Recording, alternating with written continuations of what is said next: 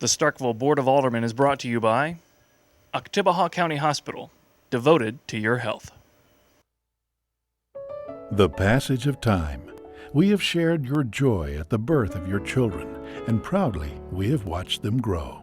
We've taken care of your health care needs during the good times and the not so good. Your parents and grandparents have depended upon us. Together we have shared the struggles and the wonders of life. At Oktibbeha County Hospital, we are celebrating 30 years of being your lifelong choice in healthcare.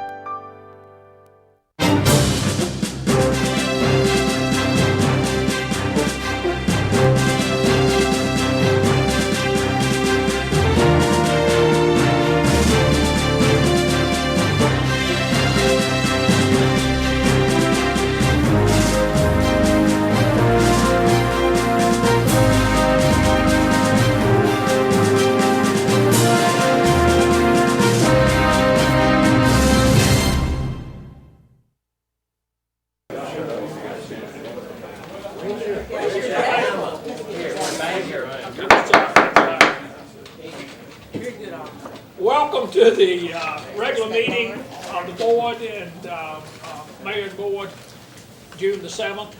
Sorry for the cramped conditions. There is an election, going on today, so voting is downstairs.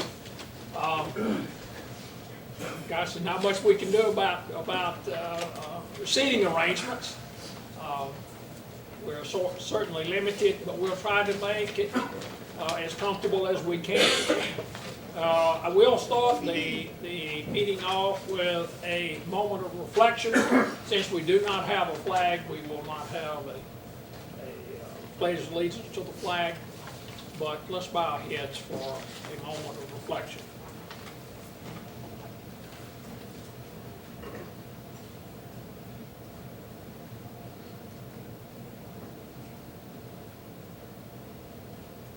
Okay.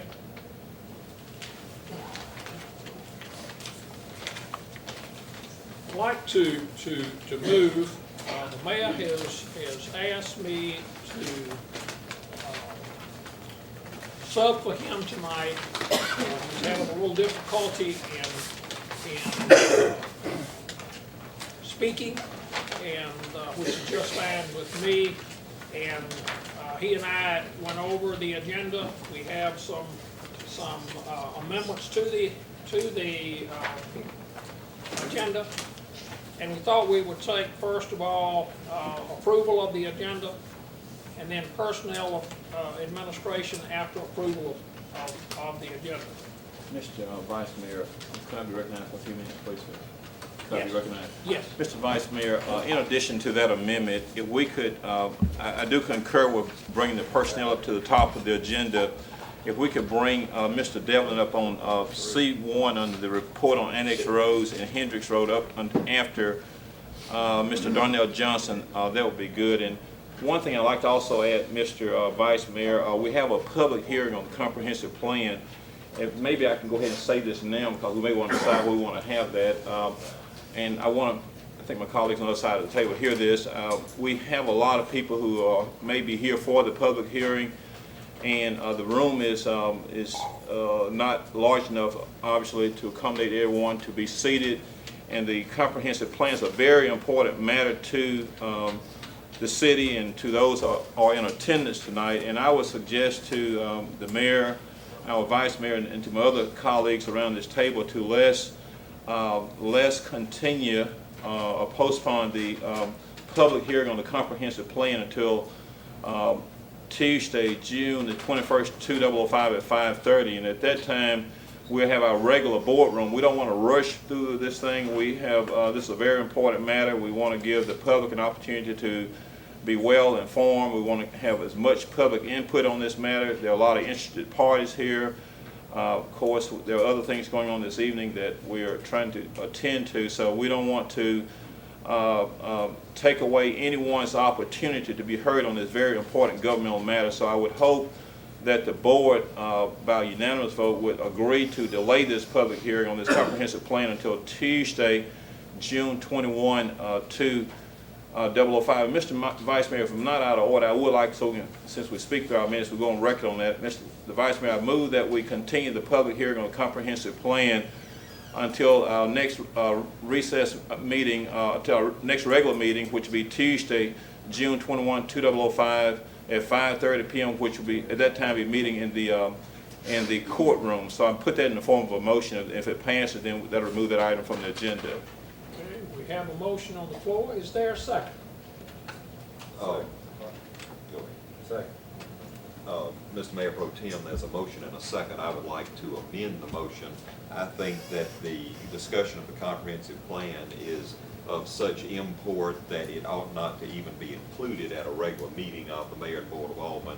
Thus, I would amend the motion to move the date of the public hearing to this is the 7th, that would be the 14th, next Tuesday.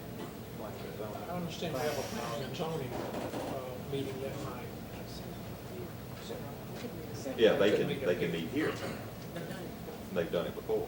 You know, I guess, Mr. McLaurin, giving all respect and deference to that, we want to work together on this, and we certainly want to have a division on that, but you know, we have two meetings going on at the same time, you know, that's what we're getting to, but I would really hate to take away that from a regular meeting night. I mean, we can devote as much time we can to it on the 21st, and I know it's an important matter, and we just want to, I think it'd be a good opportunity to do it on that, at the 21st meeting. Are you suggesting if we do it on the planning and zoning night, at what time you suggesting that hearing to take place? At whatever time would be convenient.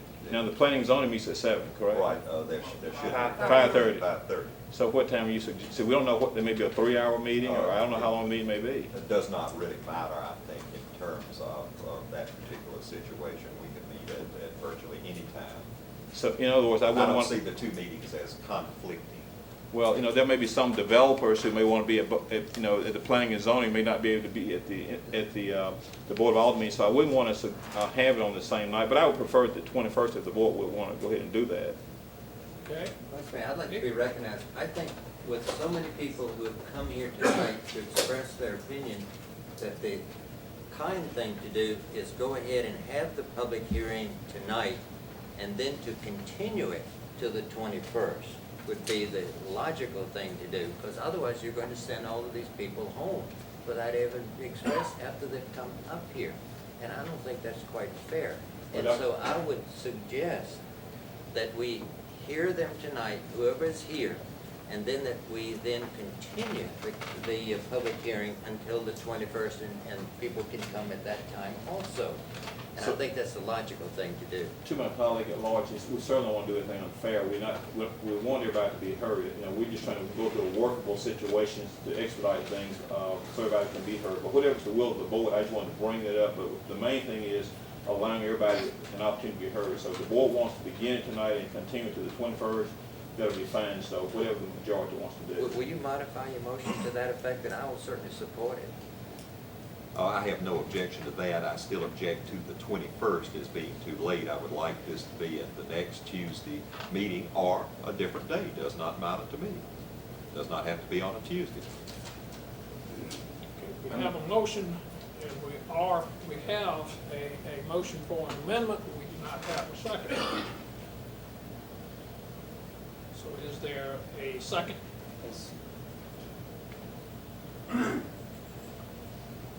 Now, what is the motion as it's on the It's to floor? reset the public hearing to June the 21st at 5:30. That's the pending motion. That's correct.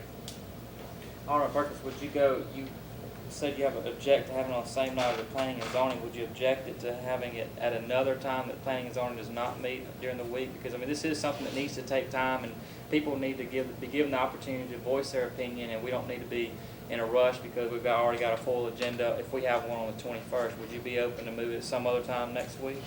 That'll be fine, whatever pleases the board, but I don't want to have the same night the planning and zoning, because I don't want it to be a conflict. So, Mr. McLaurin, you have a suggestion on that? That's fine. Wednesday night, Thursday Well, night, does not matter to me. Wednesday night's a church night, but we usually at times have used Thursday night at times to meet. We need to not conflict with the court, and that is on what nights? Monday and Thursday night, so we're looking now at either Wednesday or Well, I guess we could look at Monday, Monday night. Court's in session on Monday. Mondays are another location. Doctor, you wouldn't be an objection That to would the even- 21st? I think we need to have it tonight, whoever's here tonight, and then continue it to the 21st. To me, is the most logical thing Or we to do. could continue to Tuesday night at the Green Center. You know what, Mr. Vice Mayor, let me say real quickly to expedite this. I would have no objection to Dr. Zittis' recommendation. We can start it tonight and continue it until the 21st. That'll be a logical thing. We can avoid any other meeting conflicts and meeting room conflicts. So I think that's reasonable to do.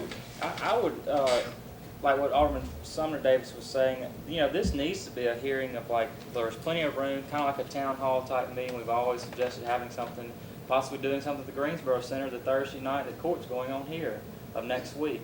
Have a public hearing. Plenty of room, loudspeaker. If it's not already being It's used not. for something else, that needs to be cleared. I'd like to say, we publicize this, this is on our agenda. I think we should hear these people that are here tonight, and if we don't get through with it, or just a few that wants to speak, then, like I say, we can continue at another time. These people have taken time out of their schedule and made an appointment to be here, and I think we should recognize it. It appears to me that it makes good reason to go ahead and have people make comments tonight. This was a set public meeting. The catch is continuation into what night and where we might want to have it. Before or on the next recess meeting. So let's clear up if I think there's opinion to continue it, and if we want to continue it to a night not on the regular board meeting, if that's true, then let's pick a night. If we're not, then let's go with the 21st. Mr. Vice Mayor, we have a motion on the floor, but I would be amenable to doing what my colleague at large from 5 is saying, is to start it tonight and continue on the 21st. And I would withdraw my motion if that's what the board wants to go ahead and do. I would right now have a motion for the 21st, but I certainly support those two suggestions from the colleagues at large in Ward 5. We can start it tonight and see how it goes, and then decide whether or not it needs to be continued. Mr. Bill, I'm gonna recognize you as a Well, I point appreciate of that. order. First thing I'd like to say is if somebody gets hurt going down through here, you've probably got too many people in here for that exit point. Letting that aside, that's okay. But why has it got to be done by June the 21st? Why? MAG wants it on the 21st. Why? You need to advertise this thing and have it a big, wide enough place, because there's gonna be more folks. You don't see them all back here. I hope nobody gets hurt going down the steps. But why does it have to be done June 21st? Is that a suggestion to have it before the 21st or after the 21st? 21st. You tied up in everything right now. Which one to post everything else? There ain't no big hurry up. You've been doing it for 14, 15 months. She's still on paper. Mr. Vice. Okay, do we have is the motion to withdraw the second of the If my first colleague wants to motion? withdraw his motion, I'll withdraw my second. You know, let me say this in the interest of time. Mr. Bell makes a good, let me say this very briefly. Mr. Bell makes a good point. You know, there's no rush to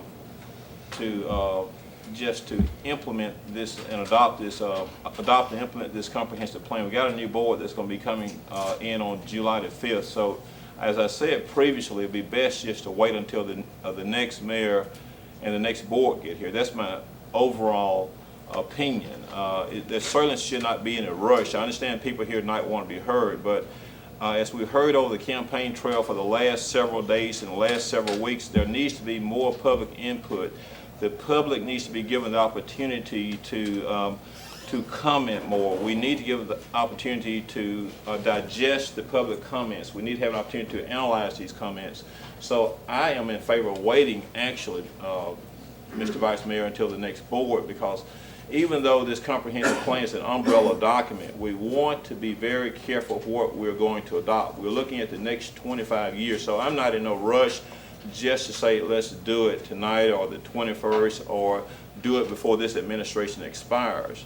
So I think in the best interest of Starkville is to make sure we wait until we get enough public comment from this situation. And so I would really prefer, and I have no objection waiting until the next board comes in. So that's my preference. And I'm not in no rush to doing it on a special night because I don't know what my schedule is next week, but I would prefer that. So Mr. Bell comments and others in this audience, I'm sure, share those sentiments, and so that's well taken. So I just hope that we remember the best interests of Starkville as we proceed with it, because it's a very important document, because I have gotten some comments that a lot of people are talking about, the citizens in this community, about the land use map is unclear. The first time that it was published was the evening of the last board meeting. And so there are a lot of questions about this whole thing. So we want to be careful, and let's give this new administration opportunity to come in and take a look at it. Let them speak to it. Let the public make more comments. So I wanted to say all these things so as a preference so the board can take that in consideration and making the right decision as to where we want to go from here. So now I've said that, so I'm ready to hear the will of the board so we can decide and move on the agenda. Let's get this settled and move on. I would move or put a motion on the floor that we hear the people that are here and that we continue the public hearing until June 21st at our next regular meeting. Second. Okay, there's a motion and a second. Let me say, I think this is a kind thing to do. These people have come. Yes, we're crowded. Yes, it's not the best condition, but we can hear people under these conditions. I can at least. And I think we ought to grant them the privilege to speak. It's on our agenda. Otherwise, we just send everybody home. And I don't want to do that. Alderman said, I Open the floor to certainly, discussion. I certainly do not object to what you're saying. The people came, it's fine to hear if they'd like to say. I'm trying to make sure that we have plenty of time and plenty of opportunity for citizens to be heard. Thus, contrary to what Mr. Bell said, was not my desire to push it until the 20, whatever that was, but was to go on and continue the public hearing next week at the earliest opportunity while everything is fresh on individuals' minds. And whether that continuation be at the Greensboro Center or on a different night is not really material to me. It needs to be at whatever's the most convenient time for the most people.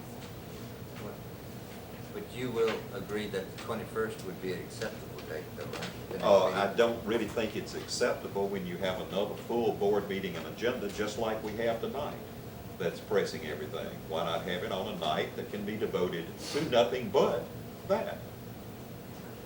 Well, And not confused with anything else. Well, I would suggest then, to counter that is that we have the public hearing tonight, we continue it on the 21st, and then we can continue it at what other date after that is necessary, and the new board can pick up from there. New mayor board can pick up from there. And that will give people plenty of time, I feel, and we don't have to rush it.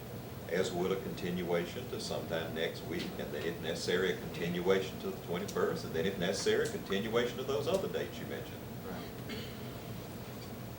All we're doing is just giving an extra day between now and the 21st for people to come in and voice their opinion. They'd also be able to come and voice their opinion on the 21st if we have a town hall type meeting between here and the 21st.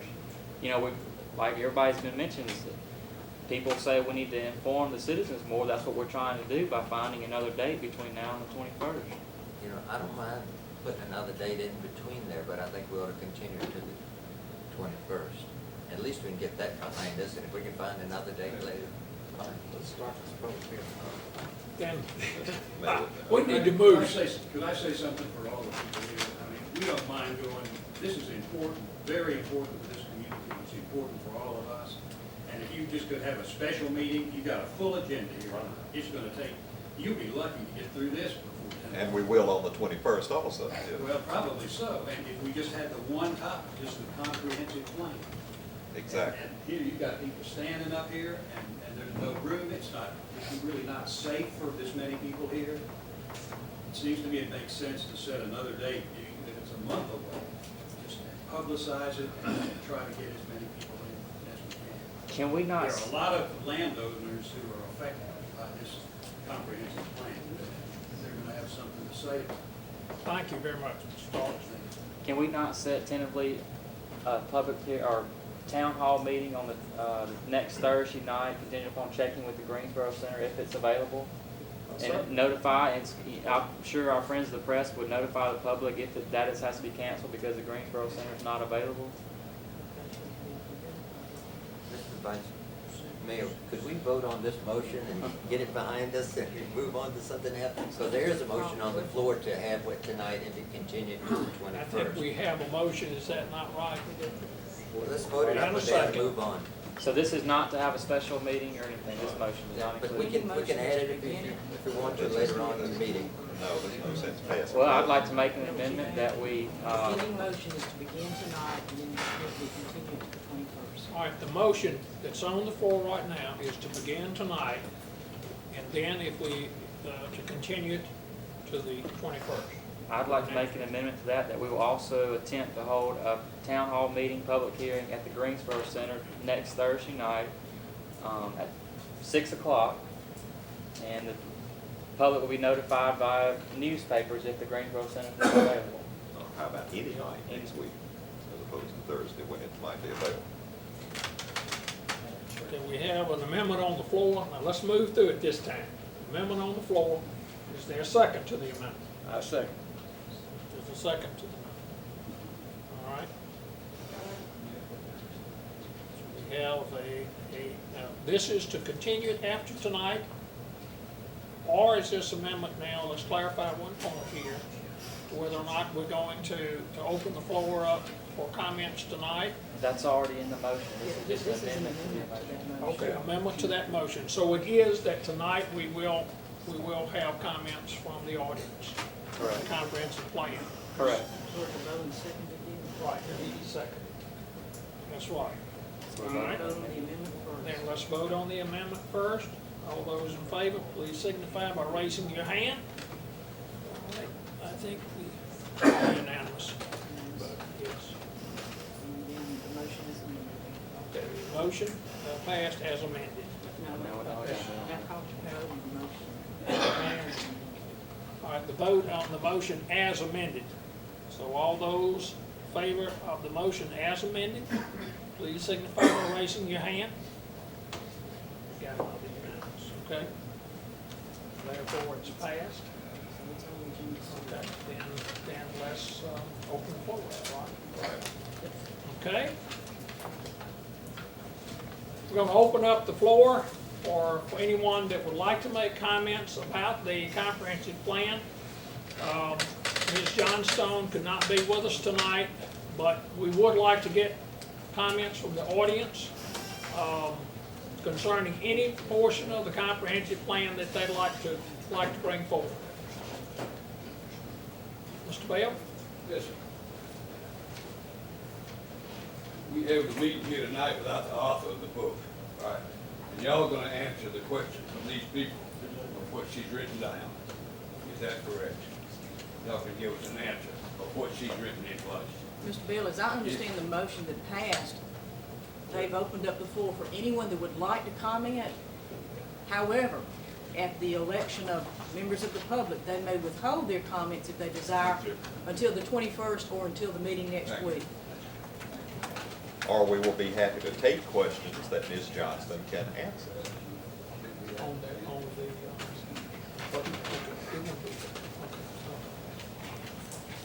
Okay.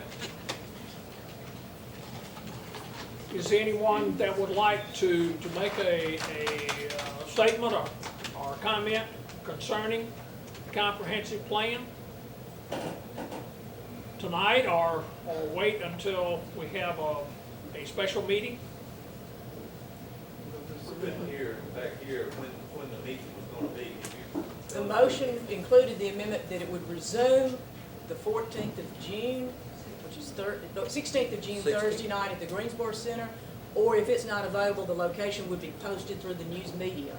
And the motion as passed also included that it would be continued to the 21st. So 2 additional opportunities are already passed in addition to tonight to speak. It's at the election of the members of the public, whether they wish to speak tonight or at one of the already approved subsequent hearings.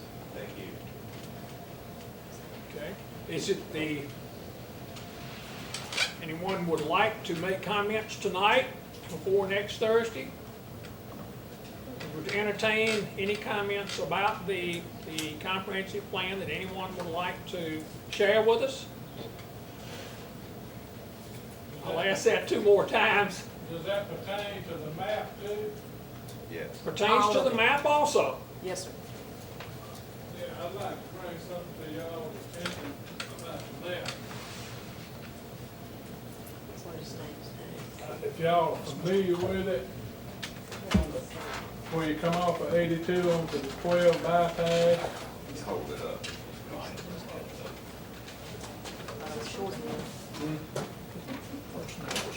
David, Is that all right? I know Mr. Court. do I need to point that out? Y'all know, I'm talking to y'all, not them anyway. Say again, we found 82? The red on the east side of the 12 bypass, Right. that, she got that recommended commercial, part of it already is. But I have 29 acres to the west of it, and she's got that green, it's residential, I guess. And just about all the other land around the bypass, she's got it green on that map, but it is C2 now. And I've had my land, I know what the price of it is, from $250,000 to $300,000 an acre, it's C2. As residential, it would be about maybe $5,000 if you could get that for it. So you're talking about a difference from over $7.5 million to less than $400,000. And anybody that would pay that would be restaurants or hotels. So the city would be getting that property tax, high value property tax, plus food tax or bed tax. And she has all these bike trails and walking trails, and all that's good. But you have to have the money to pay for those other things that you want.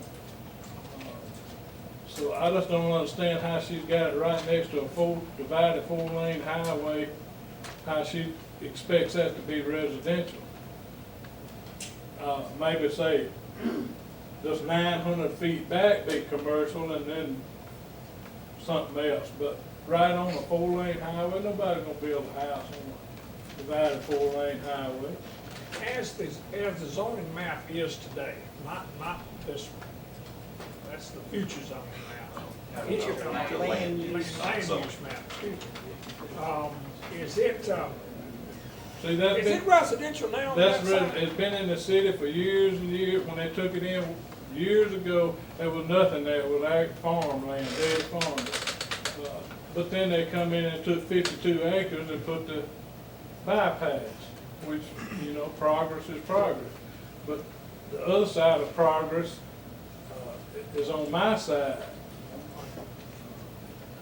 And I just like to have that addressed about, say, 900 feet be commercial before they accept this map that she's got drawn out. I'd like for her to be, you know, will she be at the next meeting? We will try very much to get her here next Thursday. Now, she doesn't make the decision that this board does, as you probably know. Yeah. Right. But if you accept this, Sure, I it's understand. gonna be hard to go around that. Well, you'll have to talk to the new elected official. Mr. Clark, well, I certainly appreciate your comments and I support what you're saying. I appreciate the time. Thank you. Other people from the audience that would like to speak? Start. I'm kind of in the same situation that speaker who just told you about his situation. I own some property north of Stark Road, where Stark Road would be extended to Hospital Road. And there's several hundred acres in there. And it's, some of it's zoned multifamily residential now, and some of it's zoned commercial for the extension of Stark Road. And the way it is, the comprehensive plan extends Stark Road to Hospital Road, but it, of course, it has dropped the zoning down to residential all in that area. Some of this was included in the new annexed area, and some of it has been in the city for a long time. Some of it still does not have city services in there. The sewage was supposed to have been extended, and now it's stopped actually north of my property there, and some of it, in some of it. But I'm very concerned about the comprehensive plan being adopted as it is with the residential. There's a lot of residential in there now that has been zoned commercial. We spent about 2 years with a planner that we hired, having hearings, public hearings on zoning the annexed area. We didn't try to zone, or weren't allowed to zone anything that had already been zoned and was already in the city. It was just for the annexed area, and it's specific to that. So it took into consideration a lot of the wishes of the landowners, and I don't think we've had that kind of input in this particular comprehensive plan. So, and once this is adopted, even though it's proposed as just a plan or a vision, I forget exactly how Shelley Johnson put it, but once you adopt this, that is pretty much a guideline, and a developer who comes in to look at property, he wants to see what's commercial or what's available for his development, if it's multifamily or whatever. And if you've got it all already zoned residential, he's not even going to look at it. So you can, it's a very serious thing, and that's why I think you need to take a lot of time to do this, not try to rush it through in the next couple of weeks or the next one hearing and try to cram it in here tonight where you can't really hear everybody. People can't hear what I'm saying, I'm sure. And it's a very important thing, and I just ask you to go do it very carefully and not just rush into something. I think that's all I have to say tonight. I'd like to say something later on at the next meeting if this doesn't. And it will be Thursday if that's possible. Is anyone else in the audience that would like to address the comprehensive plan? Yes, ma'am. I would like to not address the comprehensive plan, but I'm wondering if anyone has any room for the discussion, because there's people standing on the stairs that can't even get up, and I think it's really nice if we could all kind of get real cozy. Can we move a little bit this way and up this way? Or maybe if there's not, what we'll do is Let's continue.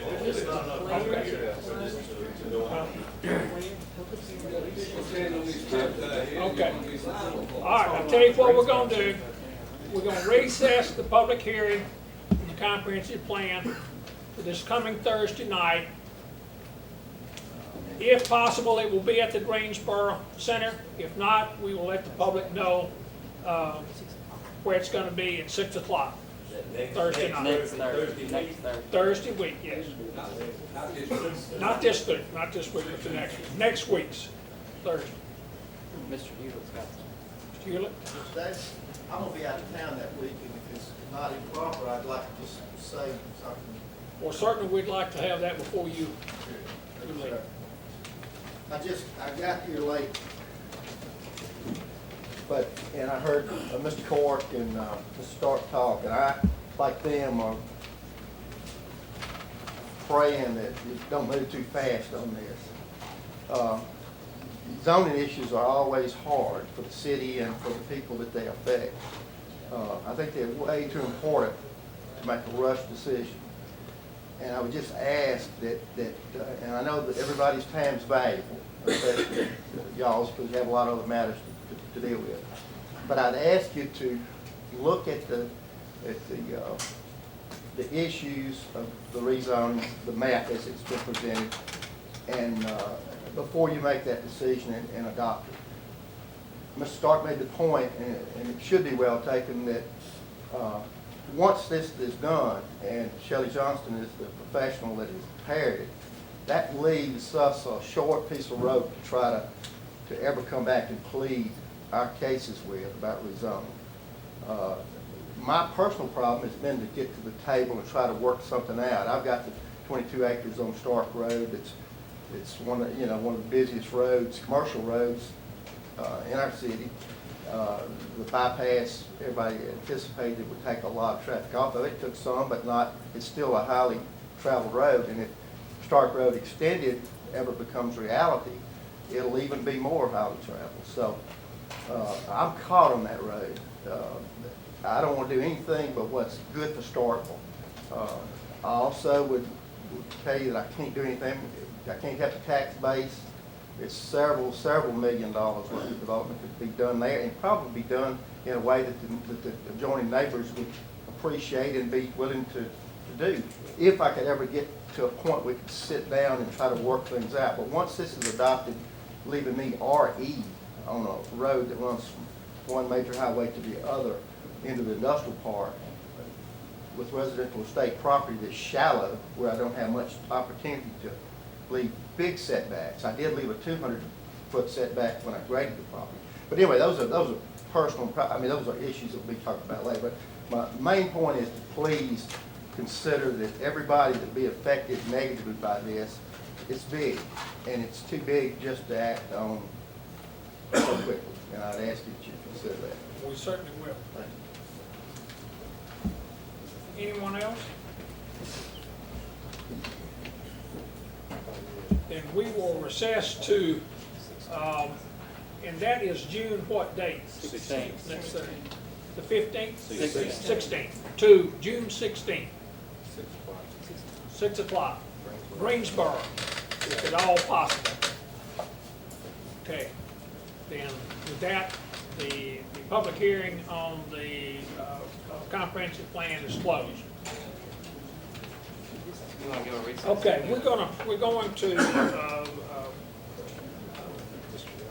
take a little bit of a change in that I've been asked that the personnel administration come right after the comprehensive plan talk. It's only been approved. Sure, it's been approved. Okay? Mr. Young. Thank you, Mr. Vice Mayor, Board. I have tonight a couple of hirings, recommendations for your consideration and approval. In the city clerk's office, I have a vacant position, accounting/records clerk. We've had 36 applicants for that position. We interviewed 3 of those. The interview committee consisted of the city clerk, Ms. Marquita Outlaw, and myself, personnel director. We would like to recommend the hiring of Ms. Katie Chandler at the starting salary of $16,891.11 a year. Starting date would be June 10th, 2005, 1 year probationary period. John, you said you had 36 applicants and only Interview 3, yes, sir. what would you?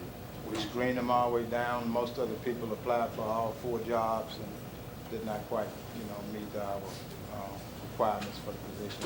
Mr. Vice Mayor, I move that we approve the hiring of Ms. Katie Chandler effective Friday, June 10, 2005, 1 year probation at the salary stated by Mr. Young. Second. We have a motion to hire Katie Chandler for the county records clerks. Do we have a second? Second. I do have a second. Mr. Bowler. Okay. Let me ask Any one further question. discussion?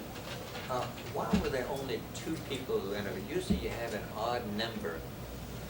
Is it- Sometimes we do and sometimes we do not. It's the city clerk and the personnel recommend. It would seem to me that it would be highly advisable to at least have an odd number always in any type of, but I just make that as a comment. It doesn't have to be answered, Mr. Vice Mayor. Any discussion? If not, let's vote. All those in favor, please signify by saying aye. Aye. Those against? Nay. Same, okay. We have 5-1. Okay. Then Kenny Secondly- Chandler has been hired. Secondly, we, in the city clerk's office, we have accounts receivable clerk. We had 26 applicants for that position. We interviewed 6 of the 26. The interview committee consists of the city clerk, Ms. Outlaw, and myself. We've selected for your recommendation and approval, Ms. Alice Bassett at a starting salary of $23,894.73. This will be a lateral transfer from the code compliant officer to the accounts receivable clerk for the 6 months probationary period. I move approval of this hiring. Second. Okay, there's been a motion to approve and a second. Any discussion? John, what was that salary again, please? $23,894.73. And it's, Any discussion? and it fits in one of those slots in your chart, right? No, sir, you're gonna let me fit it in there. Okay, all right, Last board meeting. all right. Call the question, Okay, the question's been called for. All those in favor, please signify by saying aye. Aye. Okay, any opposed? All right, unanimous. Thank you, Mr. Mayor. Goes down to- Okay. Next on our agenda, we begin with we have 2 more public hearings to discuss swimming pool enclosures, safety devices.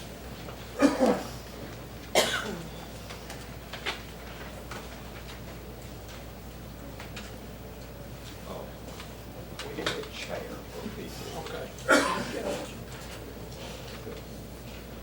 George, we're gonna get you a chair so we can think of it. Okay. George likes to stand up. Yeah, you can do it. Yeah, here can you. You know what? You You don't need to your sit down. complete name. Fine. You know what? Here we go. Hope it doesn't take that long. Okay. You can lean on the back of it. There we go. We need your name for the record. George Banzaf. That's B-A-N-Z-H-A-F. Thank you, George. And thank you, Mr. Mayor and Board, for hearing us on this.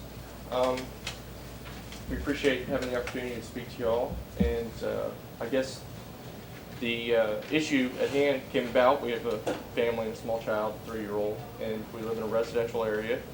And there's an existing pool that's nearby, and have not been successful in having it fully gated in. And as we answer the phone and things like that, and you turn your back for a second, and the 3-year-old darts out the front door, your heart drops and you think, oh my goodness. And there's a couple facts I'd like to, we've worked out and print off. I'd like to read some things to you about child drownings and things. The American Academy of Pediatrics recommends that fully fence a pool on all 4 sides. It says most young children who drown in pools wander out of their house, fall into the pool. Oftentimes there's not splash or any sort of loud noise indicating that there is trouble, and can happen in a matter of minutes. Pasadena Fire Department website has indicated drowning is the 2nd leading cause of unintentional injury-related deaths to children ages 14 and under. So it is a very serious issue, which I'm sure you all completely understand. I mean, temporary lapse of supervision, common factor in most drownings or near drownings. And child drownings can happen in just a matter of seconds. And like I indicated earlier, a lot of times it's just a matter of how long it takes for you to answer your phone. Couple of little facts that this same website had under deaths and injuries.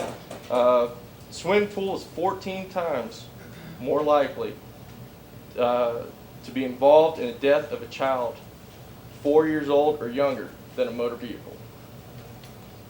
Each year, approximately 1,150 children ages 14 and under drown. More than half are preschoolers, 0 to 4. Each year, an estimated 5,000 children aged 14 and under are hospitalized due to near-death drownings. Of these children that are hospitalized to near-death drownings, 5 to 20% suffer from severe permanent disabilities due to that. There's some facts here about where it happens. Over 50% happen in residential areas.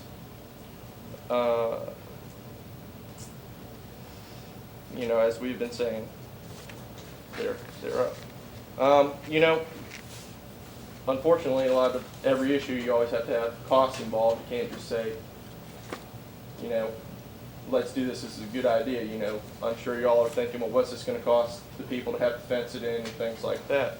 Well, when you do think that, please bear in mind that healthcare costs. This is from the same website, the Pasadena Fire Department. Healthcare costs for near drowning victim, from the initial emergency room treatment, can cost up to $75,000, and up to $180,000 for long-term care for those ones that do get the fall under the permanent disabilities. Annual economic costs of residential pool drownings and near drownings of young children across the country are up in the $400 million to $650 million mark, according to them. And prevention is, you can't always prevent everything. We can certainly do our best to try to prevent things. While there's no substitute for adult supervision, safety guards and barriers and fences is a great place to start.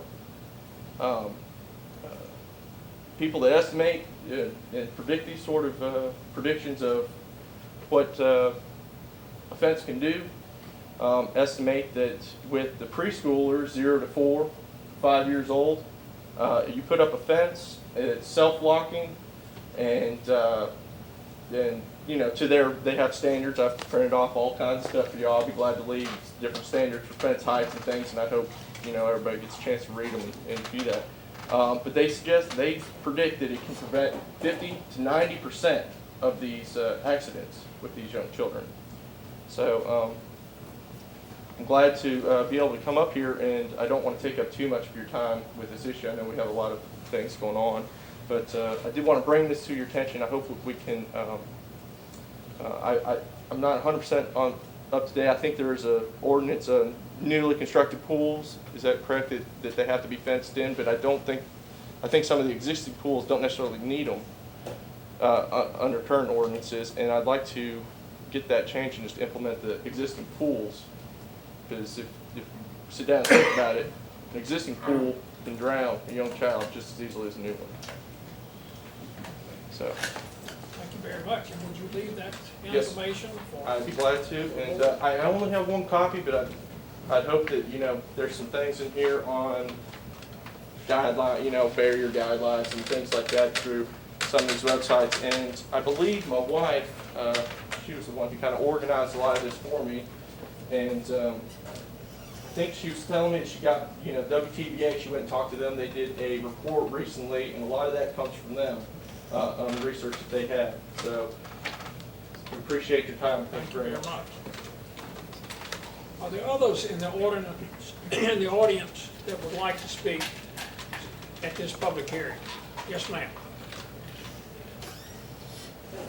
On the website, there was some information about all the guidelines. Excuse me. My name is Patty Pizzini, by the way.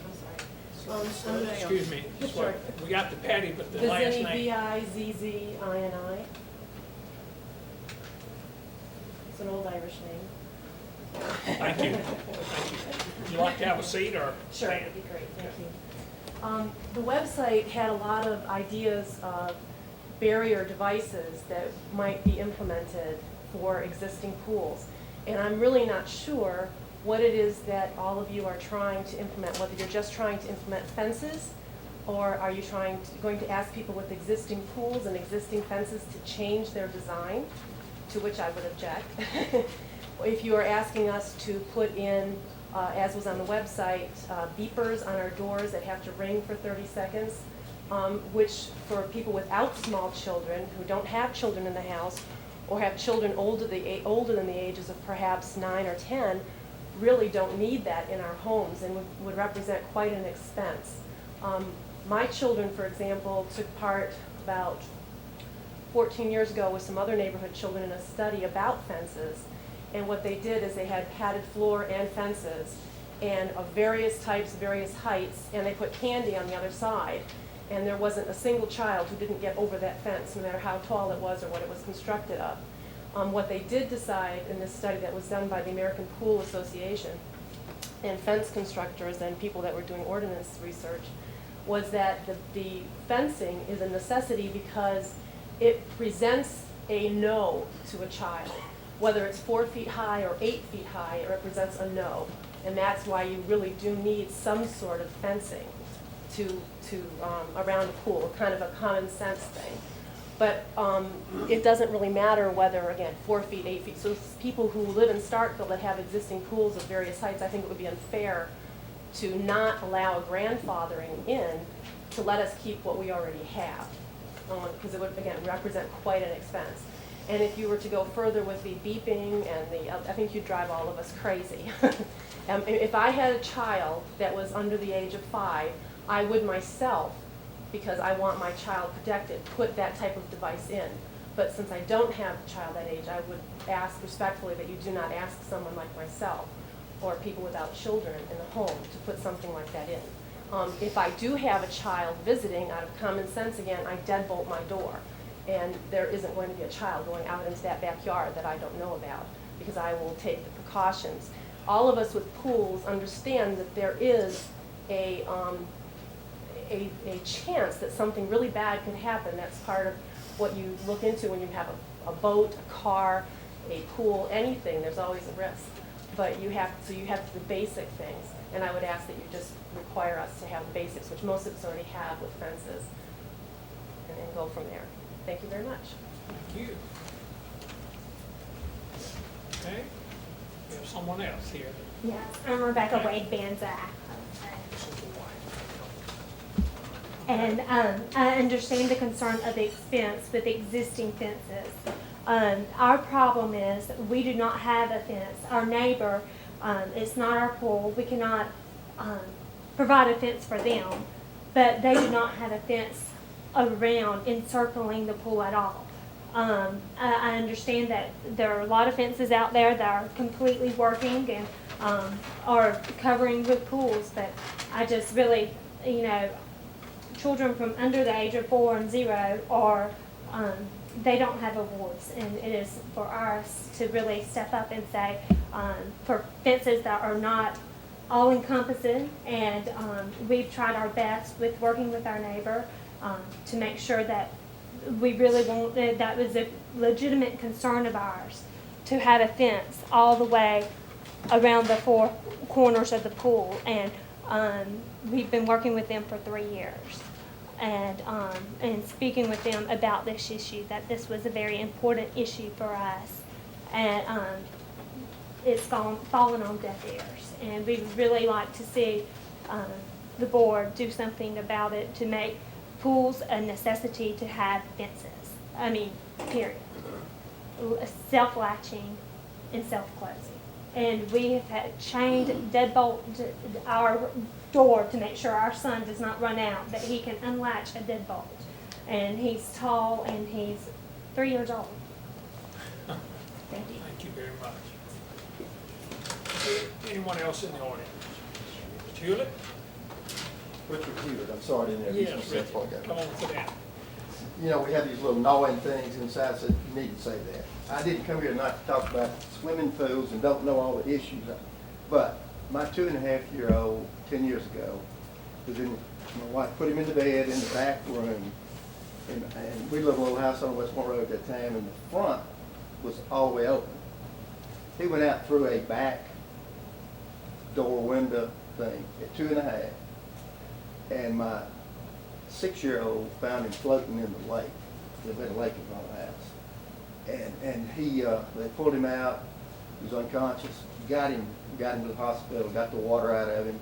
They helicoptered him to Jackson, and he's okay today, playing baseball tonight. But the thing I want to say is it does happen, and it can happen.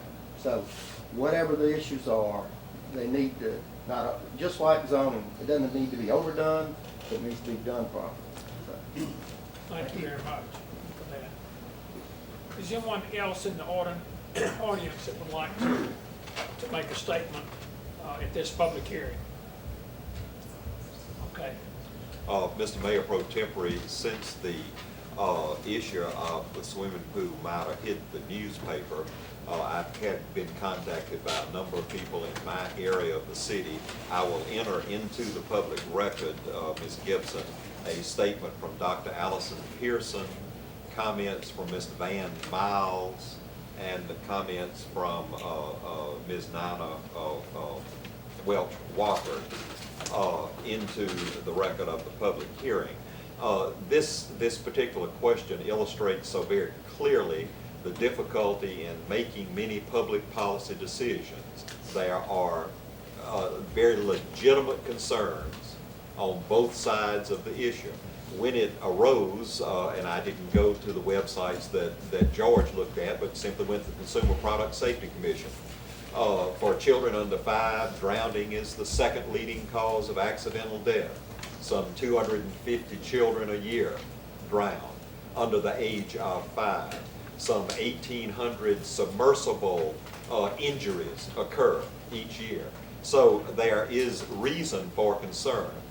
On the other side of the coin, what if you have a swimming pool that's in the middle of an RE 6-acre lot, 6-acre estate? Certain precautions need to be taken, but certain other things probably could be excluded. What if the property is fenced but not the pool? There are all sorts of considerations that have to be looked at in connection with this particular issue. I would move then that, having received the comments from the general public and the comments that I will enter into the record, and by the way, the bottom line of those comments is that they understand the issue of child safety. They object strenuously to any significant cost that might be involved in retrofitting their particular situation, particularly if they're not exceptions. And I've gone out and looked at some of these pools over the last several weeks. So there are a lot of issues here, and I would simply move that we take this under advisement until we get to the point where we can explore how best to deal with this. And we'll have a report at the next meeting. Okay, we have a motion and a second to take this matter under advisement. Any discussion? Can we continue this till the next meeting, 21st? Yes. And have some more Oh, you're talking about the discussion? hearing? Yes. Oh, certainly. Okay, can that be part of your motion? I will make that part of my motion. The notice of this hearing was widely advertised in the newspaper this time, yes. And I second, have no objection to it. Okay. All right, there's no more discussion. All those in favor, please signify by saying aye. Aye. Any against? Okay, passes unanimously. Okay.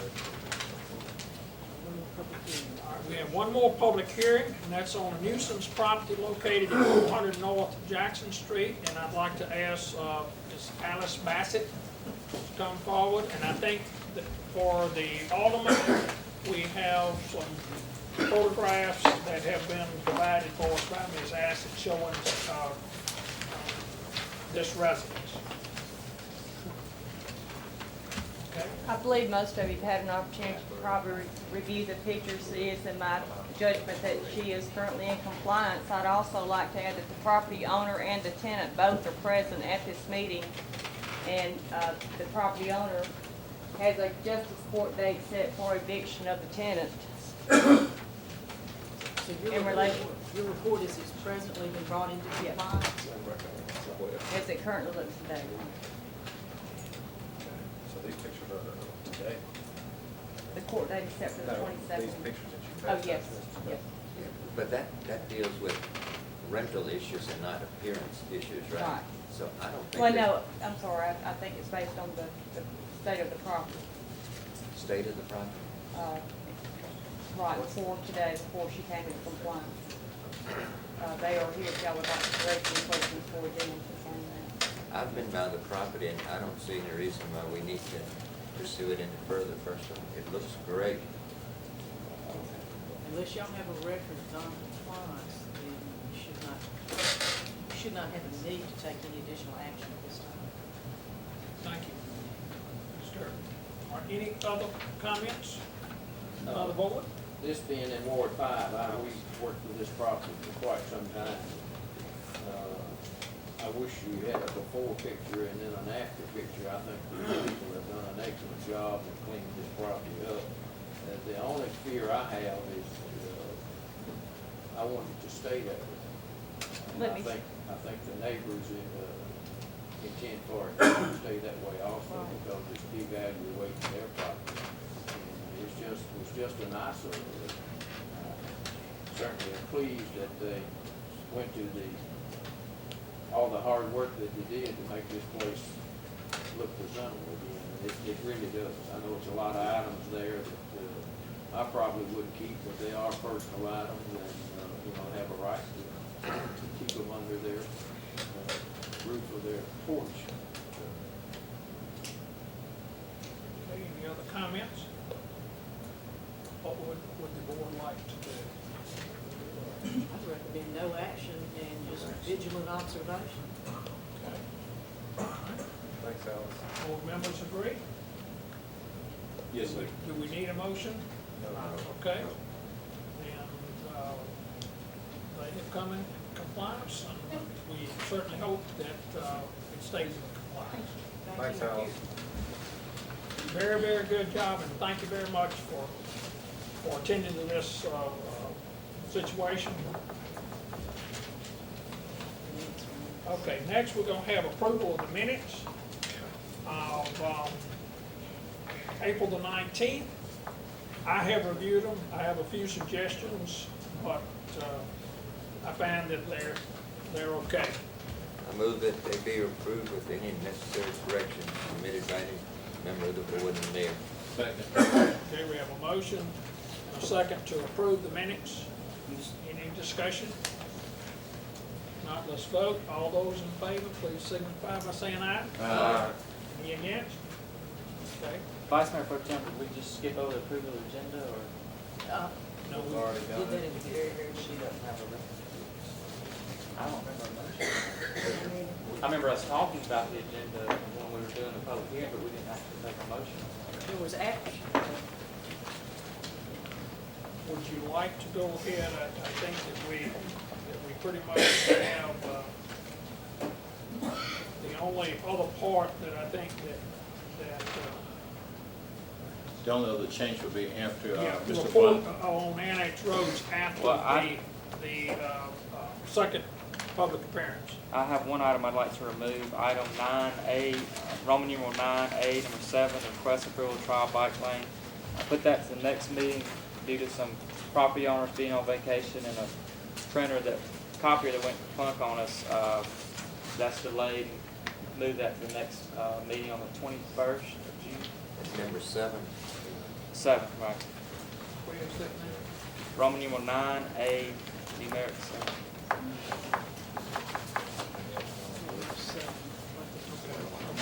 Remove that, okay? Any other suggestions?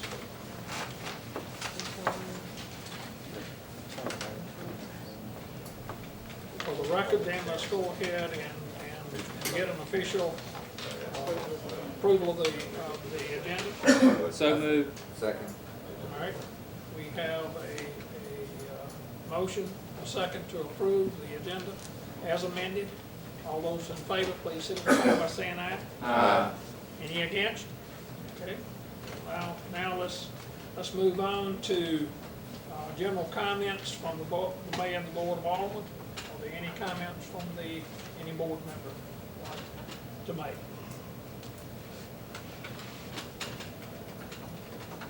I'll say it one more time. Are there any? If not, we'll move on. We're gonna move on. Okay. All right, next on docket is public appearances, and Mr. W.T. Keller will discuss with us mosquito spray. All right, if he'll come forward, he's here. You're forward, all right, we're right here on the front, oh, good, go right ahead. Board, I'm W.T. Keller. Before you should have a copy of this minutes of the recess meeting of the mayor and board of alderman, the city of Starkville, June 5th, 2003. And I will discuss that later in my proceedings.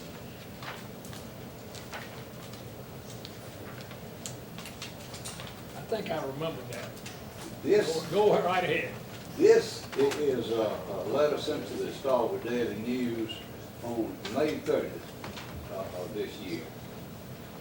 On June 5th, dear editor, on June 5th, 2003, I appeared before the board in Albany to discuss my concern with the failure of the city to spray Chapin Street for mosquitoes. The board, the mayor, and a letter from the doctor of a resident on the street asking that the city not spray within a quarter-mile radius of the residents' home due to her severe allergies.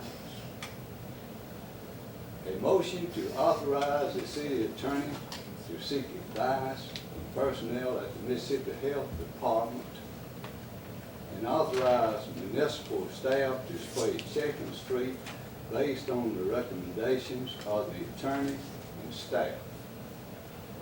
The mayor and board of aldermen, having heard the request to spray Chapin Street for mosquitoes, and having heard the letter from the doctor of one of the residents requesting that the city not spray in the area discussed the matter further. After consulting with the Mississippi State Department of Health, and based on the recommendations of the city attorney and the staff, the motion was seconded and the board voted it unanimous approval. Taken from the minutes of the recess meeting of the board, of the mayor and the board of aldermen, the city of Starkville, June 5th, 2003. On May 26th, having learned that Chapin Street and surrounding streets again was not being sprayed for mosquitoes, I went to the city hall on May 27th, 2005 to voice my concern with the failure of the city to spray the street and surrounding areas for mosquitoes. By the way, this particular, I understand, is a half-a-mile radius. Ladies and gentlemen, that is a large area. I presented the minutes to the recess meeting on June 5th, 2003. It is my opinion that the city of Starkville, Mississippi, should call a recess meeting of the mayor and the board of aldermen, as was done June 5th, 2003, to protect the rest of the citizens of the city from possible infection of the West Nile virus carried by mosquitoes. My concern is growing, having also heard the upcoming weather forecast, as well as the rain that has recently accumulated. The next board meeting scheduled for June 7th, 2005, it is my recommendation that action should be taken sooner than later due to the rapid multiplication of these dangerous insects. Has the board voted to spray the street and surrounding half-a-mile radius as described in the letter you have before you? As a tax-paying citizen of the city, I want my street, Chapin Street, and surrounding areas, a half-mile radius, to be sprayed for mosquitoes. So, is there anyone else in the audience that would like to speak to this matter? Okay, all right, that's fine. Well, might as well, You weren't supposed to ask. I'm Margaret Copeland. I'm a member of Sierra Club and the Audubon Society and lots of other environmental organizations, and there are many, many statistics that prove that spraying does not matter. As a matter of fact, it's harmful to all kinds of other things, and I'm not prepared not to give them to you, but I will certainly get them for you to see. Your emphasis should be on emptying all containers of water, and that's an educational thing in the entire town to say, everybody that lives here has to go outside and have nothing that holds water. That's where mosquitoes are breeding, and that's where you make an impact on your mosquito population. I personally have purple martins and other years in my yard, and I do not want them spraying to kill the insects that my different kinds of animals and butterflies and things like that need. So I know Mr. Keller's concerned, but in truth, if he were dumping out all of his water and everybody else were doing the same and there was no standing water, we would not have a problem, and I'll be glad to bring you those articles if you'd like from me too. Thank you very much. May I comment on that? Yes. On Chapin Street, on the west end, it is a dead-end street. There is a ditch that comes from Artega Hall Gardens all the way down to almost to Highway 12. The water is running. There's no way you can empty that water. Where is the gentleman that puts out the pellets? Is he present? Like he's not present. Okay. I was told that they wasn't harmful for birds.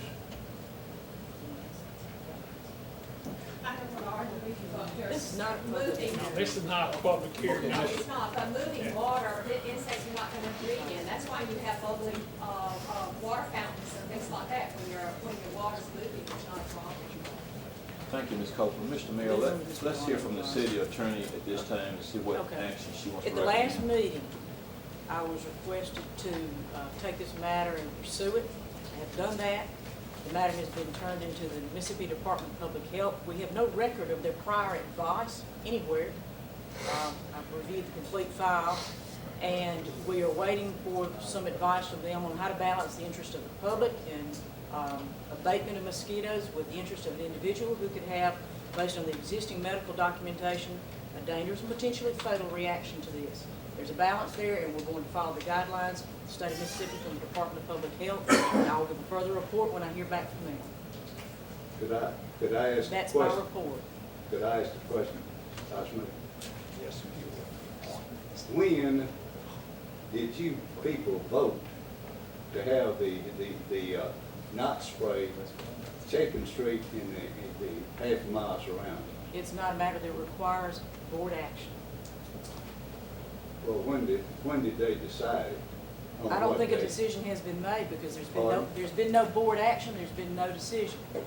Excuse me, but how did they come to that conclusion when the city has already got a map consisting of the half a mile that said there would not be sprayed? It is my assumption that normal city administrative processes were followed if such an event has I'm a happened. senior citizen. Please, ma'am, would you speak up? It's my assumption that your regular administrative procedures were followed. They don't have to take a vote on it. The matter is under investigation, and we will report back further. Then why is the rest of the city being sprayed? That part's not been complained about. I just got two complaints. Not the rest of the city. I understand that you're worried about the 1/2 a mile around Chapin Street. Well, I'm complaining about the rest of the city being sprayed now. Okay, we'll take that under advisement as part of the investigation. When can I expect to hear? Well, I'll contact the Department of Public Health again tomorrow, and perhaps they can give me a time. Is the gentleman, that somewhere along the line, madam, there was a report sent in 203 from the Yes, sir. Mississippi Board? Yes, sir. All of Do you that have has- that letter? All of that has been reviewed. It has been found. There's no record of the response of the Department of Public Health. Is this the full board's opinion? I'm sorry, sir. I'm reporting on what I was asked to do, and it has been done. Well, then I would like to ask the board, are you the governing consideration of this town, of Starkville? I'm asking your opinion. Mr. Keller, let me just briefly say, I'll speak to Alderman Perkins personally. I want to do what's in the best interest. I'm sure my colleagues want to do what's in the best interest. I'm not speaking for my colleagues, but this is a matter that our attorney is researching, and she's our legal counsel, and she's making sure all the legal issues are followed, and she's making sure that all the interests are balanced, the public safety interests and other interests that are involved. So personally, I would prefer waiting to hear what the city attorney has to recommend for us to do, but yet at the same time, we're very cognizant of the fact that that this is a matter that concerns you and others. But we want to promote and protect the health, safety, and welfare of our citizens and our police powers in which we operate. But we want to, in my opinion, not speaking for myself, that I want to wait until hear what the attorney recommends, and I'm going to follow the legal advice, because she's made various contacts regarding this matter, and I think she's done a good job in doing that. But with all respect what you said, I would prefer waiting until she concludes her research, and then we can make a proper decision, just like we do any other matter that we feel that needs to be checked into. Is this the opinion of the whole board? Deputy, of course, you're in my ward. I've known you for quite a number of years. I don't want to say how many, but we've been around a long time. This is very unfortunate that this has happened.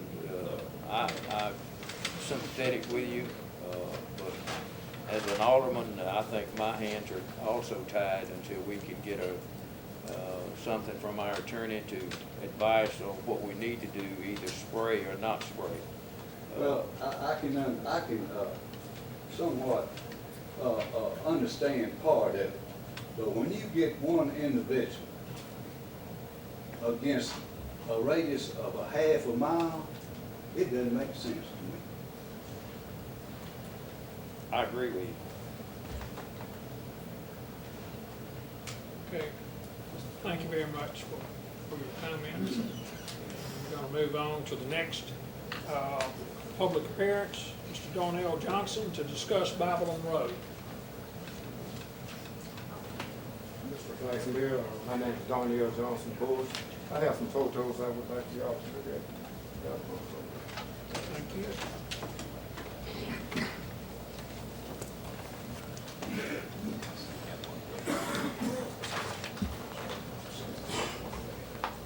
I reside at 1355 Babylon Road, and Babylon Road is located in Ward 6. Alderman Roy Perkins is our alderman, and he's doing a fine job, and we certainly appreciate him for the job he's doing. Starkville is a great city, a great place to live. Matter of fact, I've been here all of my life, except about 3 years I was in the military. But when it comes to planning of the city and future planning of the city, the annex area is concerned too, so we want to be involved.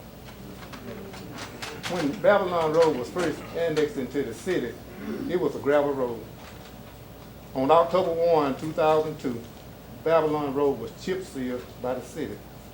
This brought about great joy to the community, and everybody felt a sense of relief because we no longer was in the dust of mud. But the chip sealed road was poorly constructed, and it began to deteriorate rapidly. As part of the city, we would like to have living conditions that is compatible to the rest of the city. For as fire protection, fire hydrants, city sewer, and any benefit that y'all might offer the city citizens.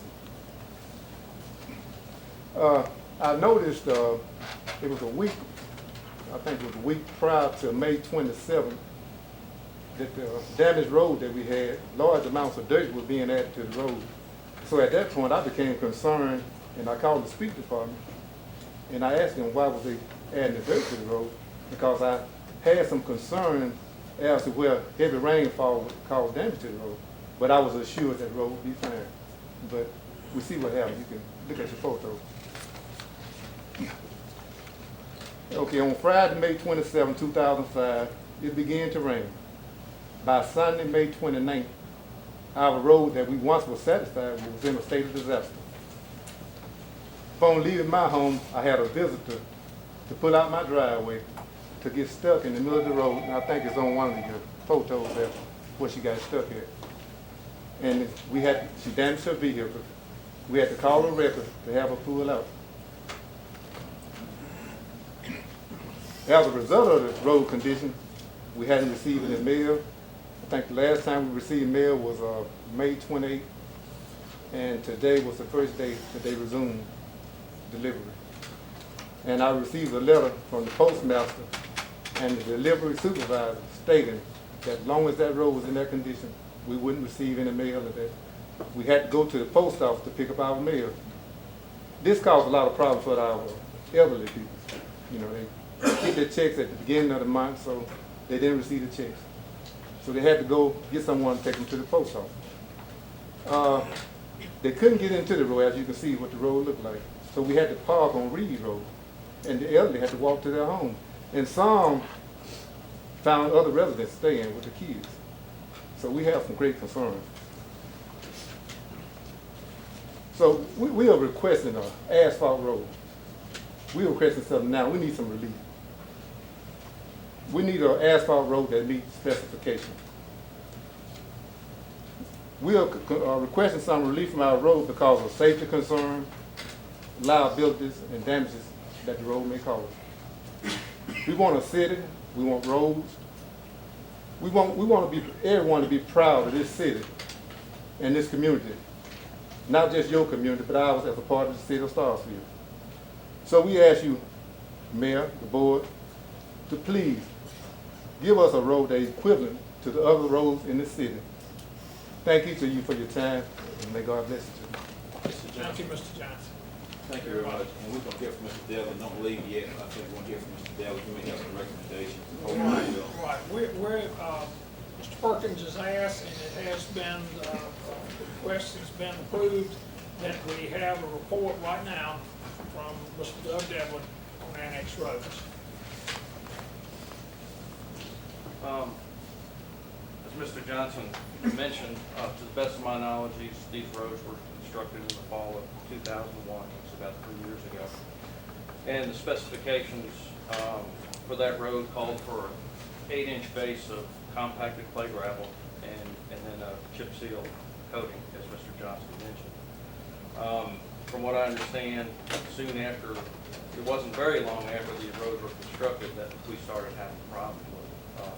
And it's not just Babylon Road, there's several roads up in North Starkville that I'd like to talk about tonight as well.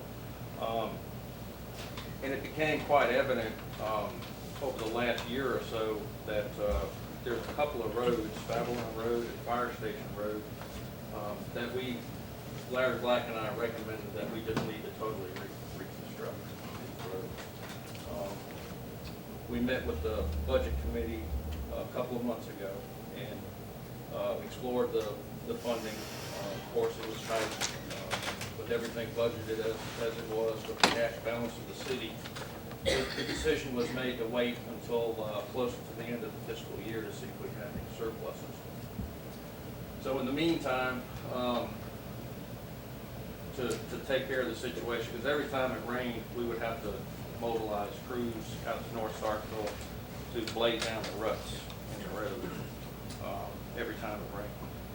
So Larry Black and I made the decision, and it turned out to be a wrong one, unfortunately, is that we took a piece of equipment out there and milled the double bituminous surface treatment, or the chip seal, into the base. Now, studies have shown that if you mill these spoils into a clay gravel base, it'll actually improve the strength of the base. But that didn't happen, and that wasn't apparent until after the rains on the weekend that Mr. Johnson mentioned. Apparently, there wasn't 6 inches of clay gravel where we milled these spoils in, because after the rain, you could tell from looking at the results that there just wasn't 8 inches of clay gravel there.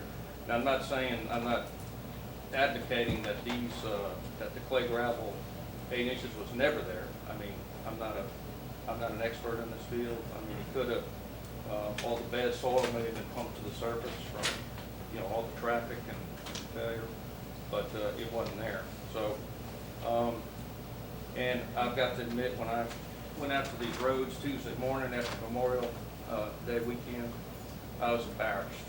I mean, I was extremely embarrassed at what the citizens of these roads, on these roads had to put up with. Mr. Johnson's right. I mean, people were getting stuck. People couldn't get in and out. So, of course, you know, the thing we had to do at that time was to remediate, and that involved trucking down some crushed limestone from Iuka, to fill in these areas to get us through, so we could find the money. And that we spent about $10,000 doing that over the past week. The budget committee, well, PC McLaurin, Mayor Rutledge, Debbie Clark, and I met yesterday, and we started trying to squeeze pennies, to see if we can come up with the funds we need to rebuild these roads. I've had a lot of equipment in my general fund divisions that is needed, but I offered to not buy that equipment this year and put that towards these roads, if that would help the situation. And then there were some other matters that we looked at as well. But anyway, bottom line, our recommendation is that we, as soon as possible, reconstruct Babylon Road and Fire Station Road as soon as possible.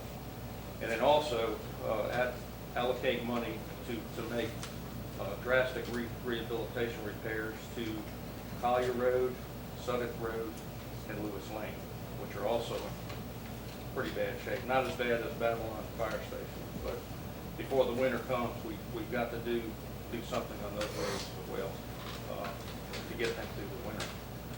Bottom line, we're estimating we're gonna need about $200,000 to make these repairs and rehabilitation. And Mr. McLaurin, at this point, maybe you can bring us up to date on what we found out on the funding. Of course, as everyone knows, the budget is extremely tight.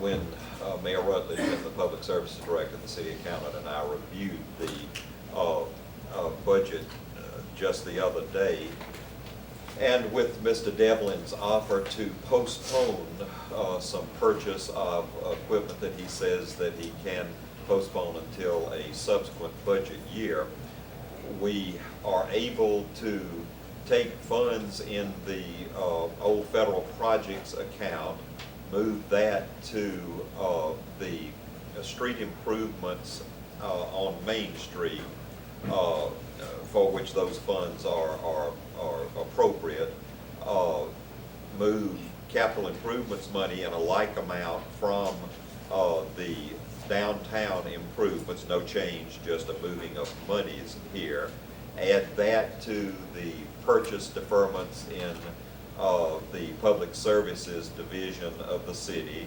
and we're able to come up with the $200,000 necessary for what would almost be described as an emergency repair.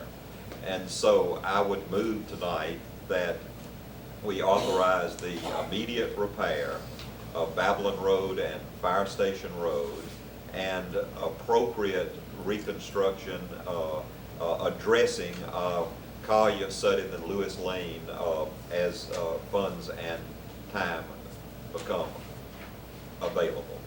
Second. Would you add to that motion that we get a progress report at each board meeting? That would be fine, and that Mr. Devlin give us a progress report at each board meeting on the status of this reconstruction. Let me ask some question. Mr. Devlin and Mr. Johnson, were the areas that people got stuck in, were that the areas that were ground up? Yeah, that's where most of the problem. Did y'all bring in a sheep's foot roller afterwards? Was the soil moisture optimum? Did you compact it after you ground it up? We compacted it with a 36-inch vibratory roller. Vibratory roller. Did you check the moisture at all? Because what it looks like is that it was compacted under high moisture condition. Because when you get that type of failure like that, something is wrong. It's like grinding up a garden, you know, with your tiller, and then you have to drive over it again, is really what happened from a technical point of view, I believe. And I would really advise the board to have somebody checking, because we were our own worst enemy in this, I feel.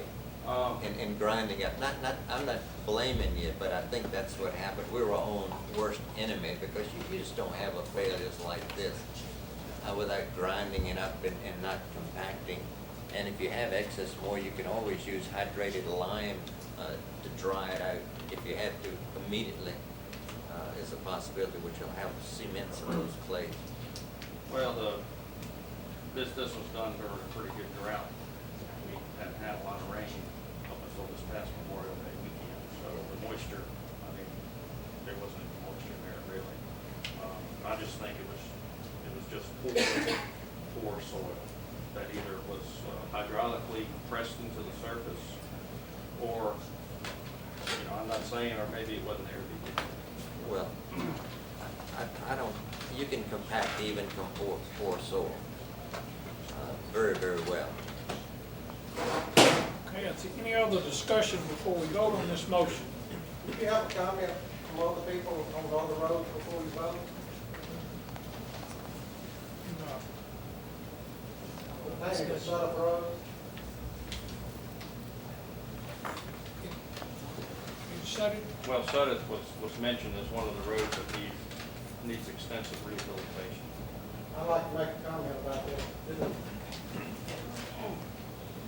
Come on, forward with it. You got a motion and a second, and city board to Some waving and some not. Okay, let's then go on with the motion. As asked by the attorney. Mr. Daniels, I'm sorry, I couldn't see you, and who are you? Let's hear from you. Come on. Okay. Just a Board, quick would you like comment. to hear? Come forward, yeah, come on. Just like to ask Mr. Devlin, I've got a farm down South Road, beef cattle operation, 115 mama cows with babies. As of this morning, I could still not drive my pickup truck down there. Been having to park at the bottom of the hill and walk about a mile. And so, you know, if you're gonna go through the budget and find money, you need to find money for all the roads in North Starkville. All of South Road was not chip sealed, about 2/3 of it. The other third is still gravel. And in the last 6 years since we was annexed, has not had a pebble of gravel put on it. Nor has it been graded, nor has the ditches been pulled out, nor has water been put out that way. Nothing. But I need to get to my farm. If I need a vet, that's not gonna wanna walk down in there, doctor on one of the cows. Now, the two people that the city has had working out there has worked hard, but they also get calls to go to other subdivisions to try to fix a small pothole. So the priorities and the money needs to be put in the annexed areas and needs to be put there soon, if you want us. If you don't want us, turn us back to the county. I owned that property for 30-some odd years when the county was maintaining Sutter Road. Never had to go to the board meeting and ask them to do something on the road. Thank you.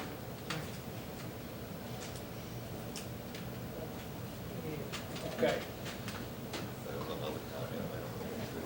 I live on Fire Station Road. May I make a similar comment? Yes. My name is Laura DeFore. This is, the digging that was done on Memorial Day after the rain on my street. We were not told it was going to take place. A neighbor came to my door and said, if you want to be able to move your car, you should go through this other property and park your car at the fire station, or we wouldn't be able to get to work the next day. Like you, Mr. Johnson, we haven't had mail since Saturday, May 28th. I talked to the postmaster as well. They're not going to deliver our mail until the road is deemed safe. This is what was put out on our road, a part of it. This is it. Somebody's tire is gonna get punctured. The postmaster deemed it dangerous. These are photos taken in front of where I live. My house has a contract on it, contingent upon having a paved road. Otherwise, that deal is lost, and most likely the property value is lost. Thank you. Okay. We have a motion and a second. And this motion, Mr. Devlin. all of those in favor, please signify by saying aye. Aye. Anyone against? Okay. Mr. Devlin, thank you. I'm sorry, go ahead, excuse me. Mr. Devlin, thank you for your report. Make sure that we have the appropriate staff out there monitoring the progress of their work. If we really appreciate your efforts on this. If we can get that work on all these roads done as quickly as we can, we greatly appreciate it. Thank you. We've got Pritchard Engineering already hired to do some soil bores and conduct some tests and develop the specifications and recommendations. They're gonna do the soil bores next week, and then the following week they're gonna have the recommendations. And if we have suppliers for the materials we need, we're all set to go. And then we're also gonna hire Mr. Pritchard and his staff to test and inspect as these roads are being built to make sure they're done right. Doug, I looked at Fire Station Road. Is this a normal procedure for repairing? Well, yeah. I've never seen anything like this before.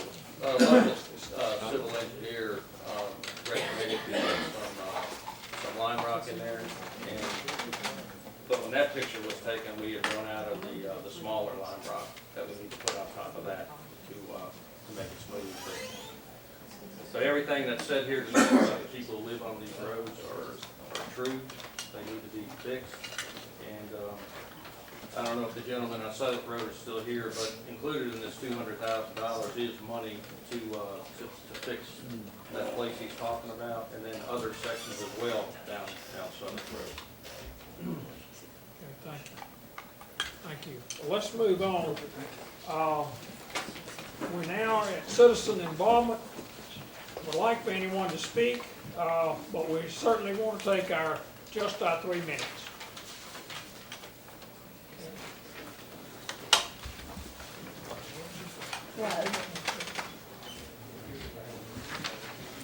I appear before you for my 3 minutes as an ordinary citizen who's been coming to these board meetings of aldermen for 4 years and 9 months, and I've only missed 3 meetings. I come before you tonight representing my family, whom have been in this city and county for 8 generations. Tonight, I say 2 words. Thank you for being the most educated board in our long history. We have 2 PhDs, master's degrees, college degrees, a lawyer, and the best city attorney ever. I say thank you tonight for your time, your energy, and your efforts that each of you have extended to all of our citizens. Thank you for putting on tall boots to help Maple Street citizens when our heavy rains occurred, for helping with the straight line winds that came, for listening, for being mediators, for compromising, for laughing, for crying when a citizen came to this table and tonight to this chair to tell his or her story about a subdivision that was being threatened, a vicious dog, roads and sewage that needed repairing. Each of you listened, you mediated, and you compromised. You voted from your heart and your soul, and you stuck by your decisions, whether they were popular or unpopular. You were criticized and you were praised. To each of you, a job well done. And to each of you, you are good and faithful servants. From the bottom of my heart and the hearts of each member of my immediate family, thank you to each one of you for your sweet service to the city of Starkville. I love this city, and I ask God to bless each one of you, to bless our city, Starkville, and to bless our great country, America. Thank you. And I want to shake each one of your hands.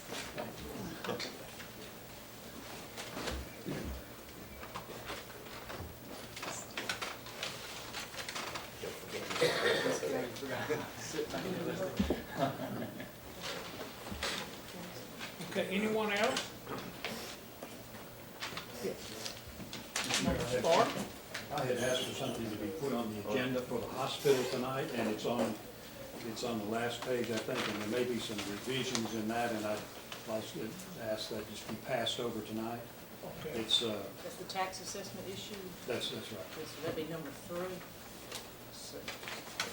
Make the agenda a little shorter. Thank you. Thank you very much. Okay, anyone else that would like to? Is anyone else in the audience that'd like to have their 3 minutes? If not, let's move on. Yes, okay. I'm the resident of Hendricks Road, and they say they were gonna put it on the agenda, and I haven't seen it on there. Excuse me, it's on the agenda. She said Hendricks Road. Hendricks Road. It's on the agenda right there. It is.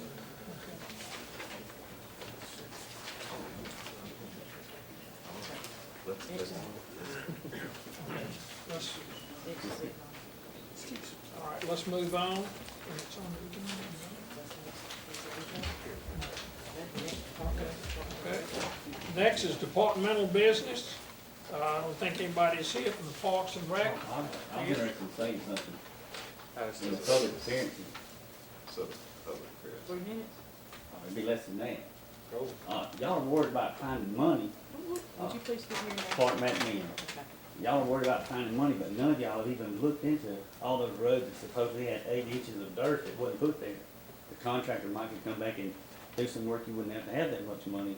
And also, while y'all were looking for money, y'all found enough to do Cedar Creek Lane, with very nice road, and that was all done after our roads were chip sealed.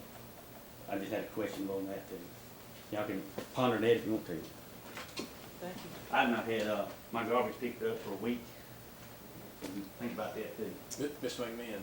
Yes. Let me say, as a resident of my ward, I have conveyed it to the proper city staff, and I want you to know again that I have really made the case for all the roads to be done. Of course, and you've heard the report from the budget committee, and I just want to make sure you know I share the same sentiments that you do. Wasting money by putting $200,000, it just, you can't fix it for that.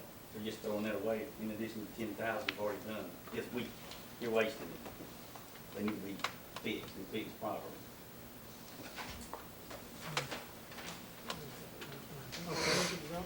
Community development, Mr. Webb?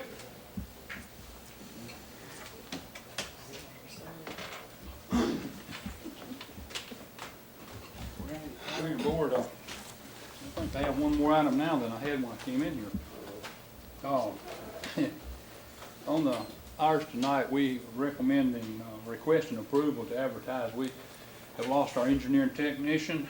Ms. Lee Woodson has taken a job in another location, and would like to advertise to fill that position. I also just lost my code compliance officer earlier. I'd like to also, if we could add that to, request approval to advertise for both of those positions. Okay. Second. We have a motion to approve the advertising of the 2 positions requested and a second. Any discussion? If not, let's vote. All those in favor, please signify by saying aye. Aye. Any against? Okay. Thank you. Next item, just for your information, I would like to tell you that Dale Reed, our electrical inspector, has been called into active duty and is on the way to Iraq again. He left, he had to be accused of Camp Shelby this past Monday, a week ago, well, Tuesday after Labor Day, Memorial Day. And they're going to be there for at least 30 days, and then he's said he's going to Iraq for not more than 265 days, as I understand. Supposedly, yeah. So we're going to kind of wait and see what happens as far as inspections before I recommend trying to get a temporary replacement for him. And the other thing I would like at your place, I think there is a copy of.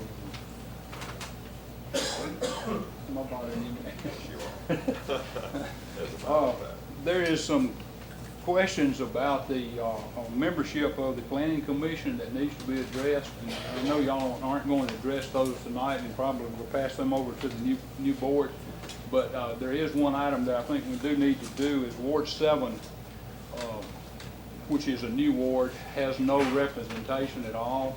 And I would like your permission to advertise to fill that slot, understanding that it probably they'd be the new board that will fill that slot, but we'll at least get that part over with and hopefully have some names when that person comes on board.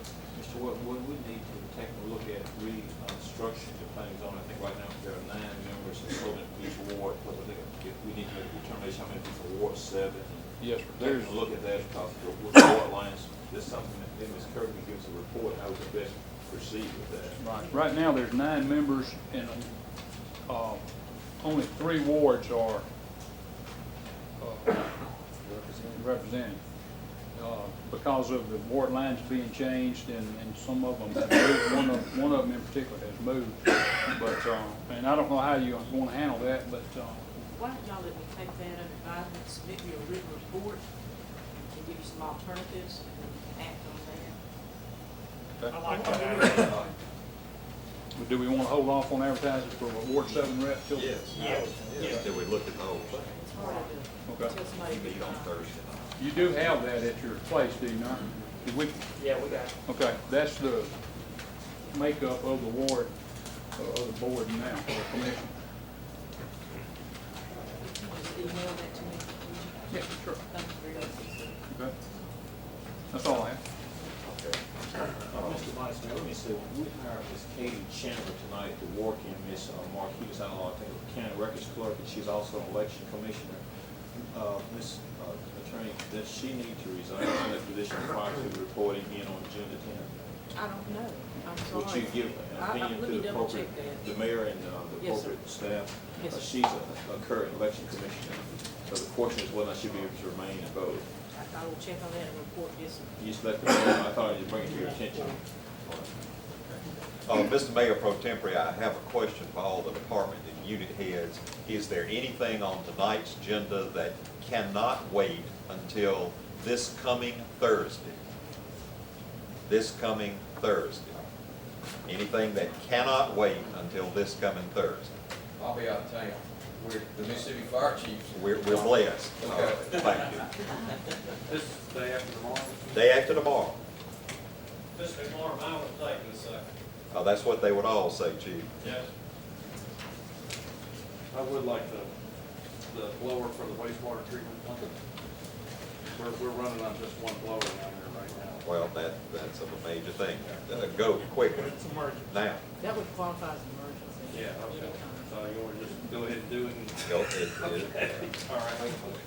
Okay. I move we recess until 5:30. Yes, sir. Colleagues? 5:30 p.m. on Thursday, the 14th of June. I second that. We will meet here, I guess.